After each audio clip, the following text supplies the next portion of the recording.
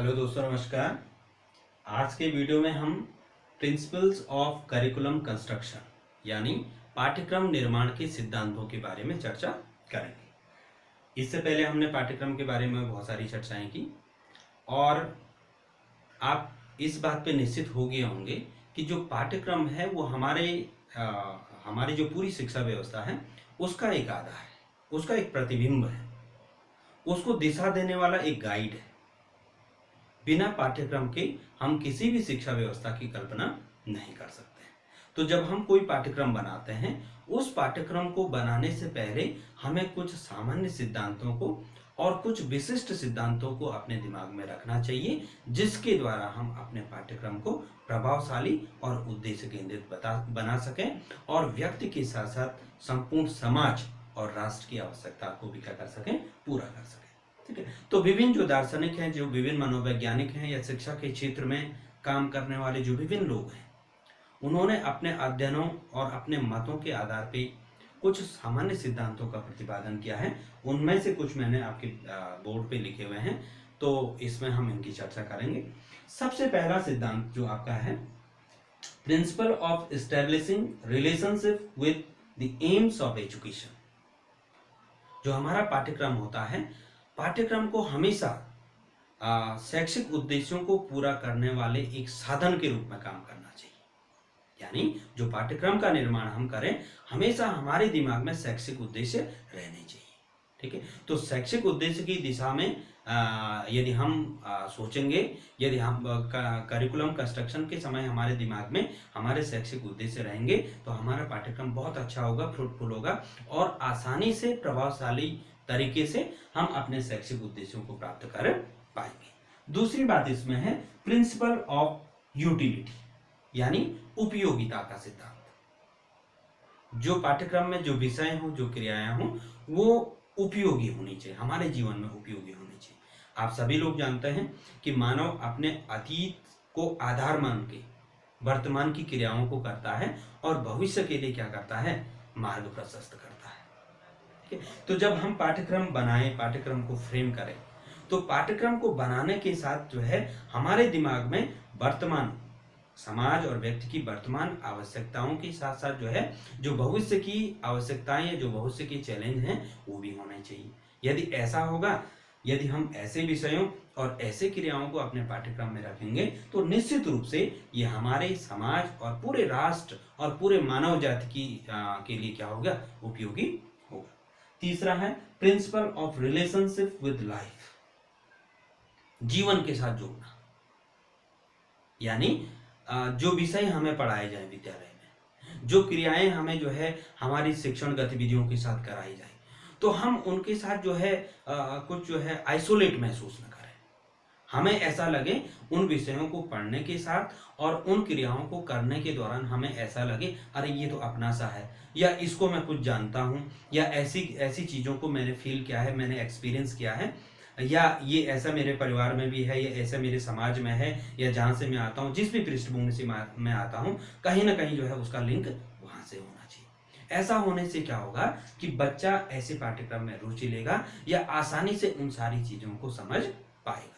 ठीक है। तो तीसरा प्रिंसिपल यानी हमें क्या करना है, पाठ्यक्रम को हमेशा जीवन से जोड़ना है। Next one is principle of relationship with community life. व्यक्ति का जो जीवन होता है वो दो प्रकार का होता है, एक व्यक्तिगत और दूसरा सामाजिक। जो हमारा व्यक्तिगत जीवन होता है वो बहुत संकीर्ण होता है, वो हमारे दरवाजे की दहलीज तक, घर की दहलीज तक होता है। जो ही हम अपने घर की दहलीज से बाहर निकलते हैं तो वहां से हमारा सामाजिक जीवन क्या हो जाता है, शुरू हो जाता है। और उस सामाजिक जीवन में जब हम कदम रखते हैं तो हमें कुछ विशिष्ट प्रकार के स्किल या व्यवहार की आवश्यकता होती है। अगर वो स्किल और वो व्यवहार हमारे अंदर ना हो तो हम फिर एक सामाजिक प्राणी नहीं कहलाते हैं। और आप सभी लोग जानते हैं कि व्यक्ति एक सामाजिक प्राणी है, उसकी जितनी भी योग्यताएं, क्षमता है, उनका विकास भी और उनका प्रयोग भी समाज में होता है। ठीक। तो इसलिए जब हम पाठ्यक्रम को बनाएं, तो पाठ्यक्रम को बनाते समय हम समाज की आवश्यकता क्या है, समाज जो है कैसा व्यक्ति चाह रहा है, समाज कैसा नागरिक चाह रहा है, इन तमाम चीजों को भी हम क्या रखें, ध्यान में रखें। Next one is principle of knowledge of culture and civilisation. जैसे यदि हम भारत की बात करें और शिक्षा के संदर्भ में हम देखें तो हमारा एक विस्तृत और समृद्ध इतिहास है। ऋग्वेद काल से शुरू हुई हमारी शिक्षा आज 21वीं शताब्दी में हम जब पीछे मुड़ के देखें तो हमें गौरव होता है अपनी पूरी शिक्षा व्यवस्था पे, और शिक्षा के क्षेत्र में जो अद्वितीय काम भारतीय व्यवस्था ने किए हैं या भारत के पुराने ऋषि मुनियों ने किए हैं वो अपने आप में अचंभित करने वाले। तो हमें इन सारी चीजों का ज्ञान होना चाहिए। जब हमें अपनी सभ्यता और संस्कृति का ज्ञान नहीं होगा तो फिर हम अपनी जड़ों से उखड़ते जाएंगे। कई बार जो है हमारे अंदर इन्फीरियरिटी कॉम्प्लेक्स होने के कारण हम अपनी चीज़ों को कम आंकते हैं। माना पश्चिमी सभ्यता है, पश्चिमी जो कल्चर है, हम उसकी ओर ज़्यादा अट्रैक्ट हैं। इसमें कोई दो राय नहीं कि हमें अट्रैक्ट नहीं होना चाहिए। कोई भी सभ्यता है, कोई भी संस्कृति है, उसमें अच्छाइयाँ निश्चित रूप से होंगी, लेकिन इसका मतलब ये नहीं कि हम अपनी सभ्यता और संस्कृति को भूल जाएं। हमें हमेशा अपनी जड़ों से जुड़ा हुआ रहना। तो ऐसा करने के लिए अपने भावी पीढ़ी को, अपने बच्चों को उनकी जड़ों से जोड़ने के लिए अपने पाठ्यक्रम में हमें कुछ ऐसे तत्वों, कुछ ऐसे विषयों और क्रियाओं को शामिल करना है जिससे हम आने वाली जनरेशन तक अपनी कल्चर और अपनी सभ्यता की समृद्धता को जो है ट्रांसफर कर सके, उसको आगे बढ़ा सके। Next one is principle of activity. Principle of activity आपने देखा होगा कि जब कोई भाषण होता है, जब कोई व्याख्यान होता है, कोई उपदेश होता है, तो हम वहाँ पे बच्चे ही नहीं, हम जो बड़े लोग हैं, जो टीचर लोग हैं, तो हम भी क्या हो जाते हैं, बोर हो जाते हैं। कुछ टाइम बाद हम जो है जमाई लेने लगते हैं या उगने लगते हैं। इसका मतलब क्या हुआ? और जब कोई ऐसी एक्टिविटी चल रही है, कोई डांस चल रहा है या दूसरे प्रकार का कोई नाटक चल रहा है, टेलीविजन पे कोई गतिविधि चल रही है, कोई मैच चल रहा, तो हम बड़े चाव से, बड़े इंटरेस्ट से उसको देखते हैं। इसका मतलब क्या है? इसका मतलब ये है कि जो क्रियाशीलता है या एक्टिविटी है वो हमारा मूल गुण है, हमारा एक ट्रेट है, ठीक है ना। तो इसीलिए हम देखते हैं कि जहाँ पे हमारे शिक्षण अधिगम में क्रियाएं ज़्यादा होती है तो बच्चा ज़्यादा रुचि उसमें लेता है और आसानी से बच्चा चीज़ों को समझ जाता है। लेकिन जब हम व्याख्यान की बात करते हैं, भाषण की बात करते हैं, तो जनरली जो बच्चे होते हैं वो रुचि नहीं लेते हैं। तो हमें क्या करना है, जब हम पाठ्यक्रम को बनाएं, पाठ्यक्रम का निर्माण करें, तो हमेशा वो एक्टिविटी सेंटर्ड होना चाहिए। लर्निंग बाय डूइंग का कंसेप्ट या जो मनोवैज्ञानिक सिद्धांत है उसको हमें फॉलो करना है, जिससे कि बच्चों को ज़्यादा से ज़्यादा क्रिया करने का मौका मिले, अपने सेंसेस को ज़्यादा से ज़्यादा यूज करने का मौका मिले। ऐसा करने से जो है उनकी रुचि भी जागृत होगी और उनका जो नॉलेज उन्हें मिलेगा, जो एक्सपीरियंस मिलेगा, वो परमानेंट होगा, एक लंबे समय तक जो है उनको वो जो प्रभावित करता रहेगा। Next one is principle of individual difference. सभी लोग जानते हैं कि इस धरती पे कोई भी दो लोग एक जैसे नहीं, किसी न किसी प्रकार से शारीरिक, मानसिक, संवेगात्मक या अन्य जो भी मानव व्यक्तित्व के जो गुण होते हैं, विशेषताएं होती हैं, उनके आधार पे सारे व्यक्ति क्या हैं, अलग अलग हैं।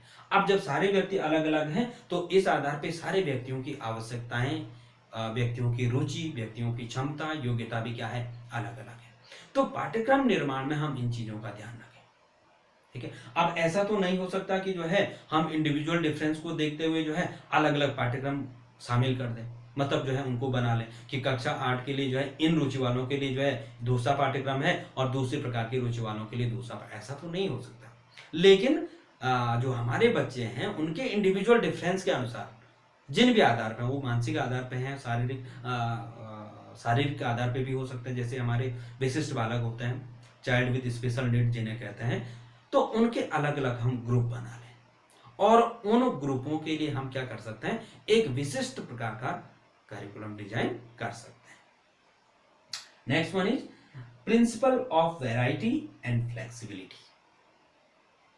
वैरायटी यानी विविधता और लोच का सिद्धांत। फ्लेक्सिबिलिटी मतलब लोच यानी इलास्टिसिटी भी आप इसे कह सकते हैं। तो जैसे कि अब आप भारत की यदि बात करें तो भारत विविधताओं वाला देश है। यहाँ भौगोलिक रूप से, सांस्कृतिक रूप से, भाषाई रूप से, खान पान, आचार व्यवहार, सब लोगों का क्या है, अलग अलग है। तो पाठ्यक्रम में जो है हमेशा समाज की जो, क्योंकि पाठ्यक्रम समाज का प्रतिनिधि है, पाठ्यक्रम समाज को दिशा देने वाला एक टूल है।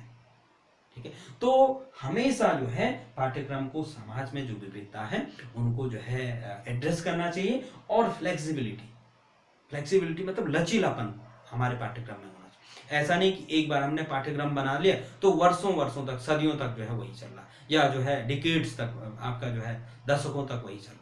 ऐसा नहीं होना चाहिए, क्योंकि आप देख रहे हैं कि समाज की जो संरचना है, समाज का जो ढांचा है, समाज की जो आवश्यकता और उद्देश्य है, वो निरंतर परिवर्तित होते रहे। ठीक है। तो इन परिवर्तनों के साथ साथ जो है पाठ्यक्रम में भी परिवर्तन होना चाहिए, इसलिए हमारा पाठ्यक्रम क्या होना चाहिए, फ्लेक्सिबल होना चाहिए। अगला जो नवा सिद्धांत है, principle of utilisation of creative power.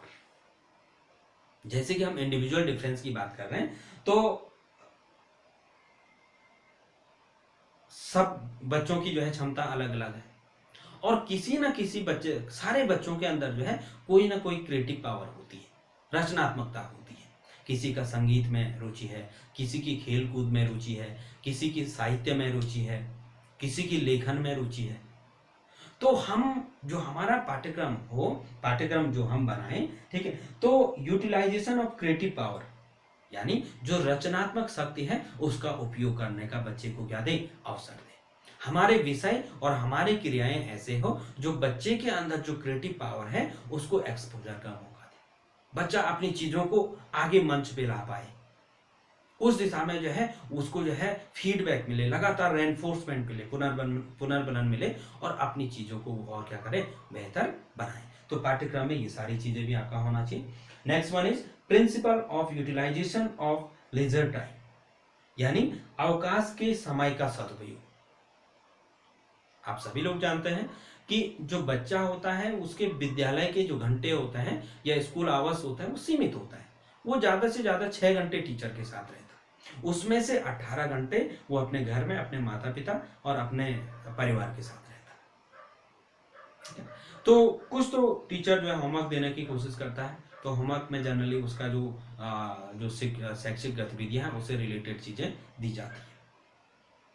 लेकिन हमारे पाठ्यक्रम में कुछ ऐसे तत्व होने चाहिए, या हमारे पाठ्यक्रम का कुछ ऐसा नेचर या कुछ ऐसी विशेषताएं होनी चाहिए कि वो लगातार बच्चे को सोचने के लिए मजबूर करे, मतलब उसके अंदर क्षमता विकसित करे, बच्चा लगातार क्रिएटिव थिंकिंग करे, रचनात्मक विचार वो लगातार करता रहे। और जब वो रचनात्मक विचार वो करेगा, लगातार विचार करने की शक्ति का, उसके थिंकिंग प्रोसेस उसकी डेवलप होगी या उसकी पावर बढ़ेगी, तो नई चीजों को करने का उसको जो है मन करेगा। ठीक है ना। माना जो है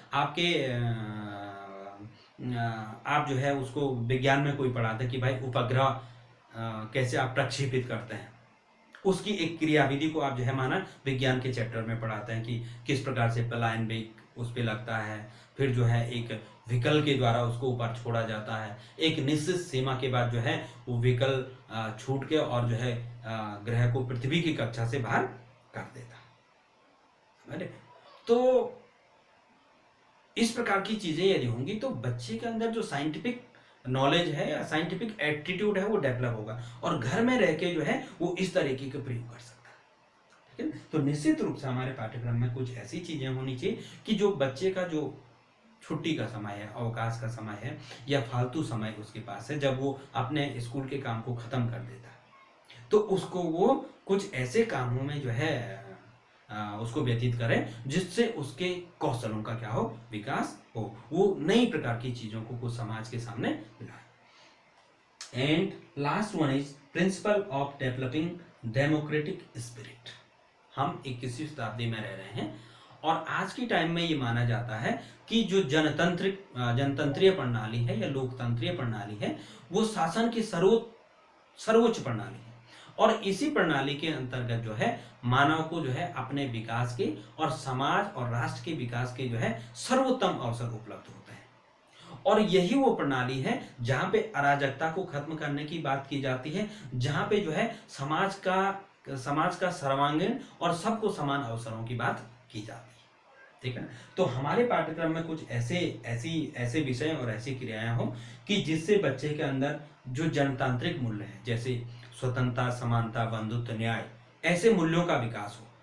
ऐसे मूल्यों के विकास होने से क्या होगा कि वो दूसरों के साथ असमानता का व्यवहार नहीं करेगा, दूसरों की स्वतंत्रता को हनन करने का प्रयास नहीं करेगा, भाईचारे का वातावरण और भाईचारे की चीजें उसके व्यवहार में होंगी। ठीक है ना। तो ऐसे करने से जो है हमारा एक माहौल अच्छा बनेगा। हमारे समाज में जो विभिन्न प्रकार की विविधताएं हैं उन विविधताओं को कम कर पाने में या उन विविधताओं के कारण समाज में जो इम्बैलेंस हो रहा है, जो असंतुलन हो रहा है, हम उनको कंट्रोल करने में काफी हद तक सफल हो पाएंगे। ठीक है। तो ये आपके थे प्रिंसिपल ऑफ करिकुलम कंस्ट्रक्शन, यानी जब भी हम किसी नए पाठ्यक्रम का विकास करें, नए पाठ्यक्रम को डिजाइन करें या उसको इम्प्लीमेंट करने की सोचें, तो हमेशा हमें इन चीजों को और इसके अलावा भी बहुत सारी चीजों को जो है अपने दिमाग में रखना चाहिए। Thank you.